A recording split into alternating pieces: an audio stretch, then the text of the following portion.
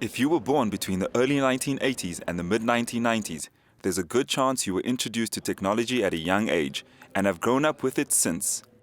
But things have not been that easy for millennials, many of whom entered the job market at the time of the global financial crisis in 2008. Now they struggle to shake off misconceptions about being lazy and selfish when it comes to spending their money. Millennials came of age and started entering into the workplace at the same time that the massive global recession hit.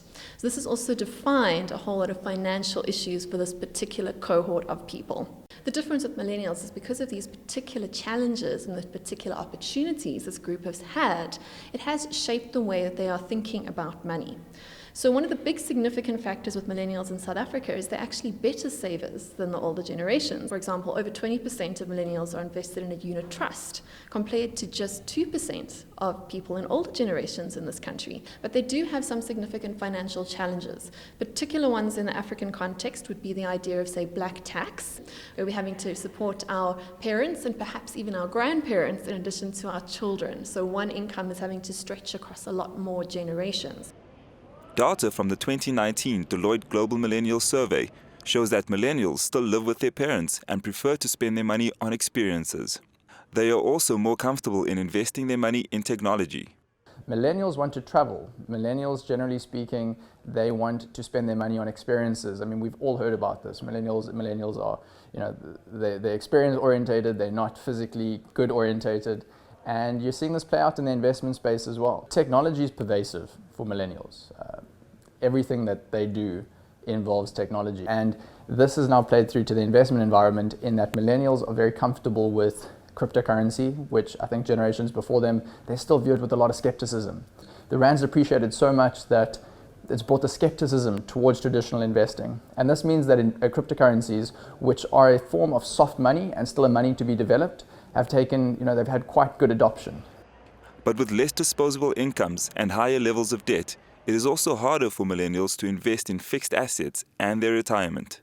It's come to the point that millennials are unable to buy houses or invest in fixed assets as early as the preceding middle class generation was able to do. But still, there is a significant difference in the age that people are buying their first houses, getting married for the first time, buying their first cars, and this obviously has ripple effects for the financial industry and for society at large. Being fine if you're a baby boomer and your life expectancy is only to 70, maybe 72 or 74, it's very different if you're retiring at 60 because you're being pushed out of the job market in favor of a younger, fitter version of yourself, and then you're going to live until 90 or possibly 100. Britannica put out research saying the millennial generation's natural lifespan could be as long as 114 years. So that puts a very different spin on what a pension is, what retirement is, and what those savings are. Williams says millennials should capitalize on their earning capacity while they are still young. I would say the first thing to do is to try avoid debts at all costs. The younger you can get out of debt and the more debt that you can avoid taking on for yourself, particularly while you are young, the better you're going to set yourself up for the future. And try to live within your income, and then you'd hopefully be able to build up some sort of a small pot to start investing in more exciting things going ahead.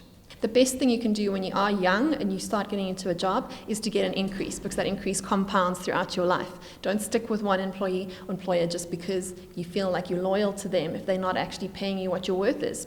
The World Economic Forum predicts that by 2050, when millennials in the world's 8th largest pension market start to retire, the retirement savings gap will be $427 trillion.